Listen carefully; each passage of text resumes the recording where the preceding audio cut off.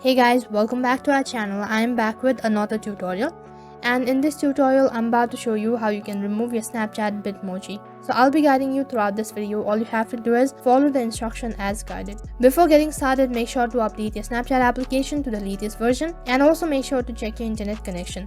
So without any further delay, let us get started. So then open up your Snapchat application. Once you open up your Snapchat application, this is what the interface is going to look like. So then in the top left corner of your screen, tap on your Bitmoji. Once you tap on it, next you'll be directed to your profile page. Now you can even change your Bitmoji as well as you can remove your Bitmoji. So in order to change the Bitmoji, you'll have to tap on the hanger icon in the top left corner of your screen. Since the video is based on how to remove Snapchat Bitmoji, so then tap on the gear icon in the top right corner of your screen. After you tap on the gear icon, next you have a list of options. So what you have to do is you'll have to scroll down, and right in between you have an option as Bitmoji. Just simply tap on it. Once you tap on it, next you have the detail of your Bitmoji.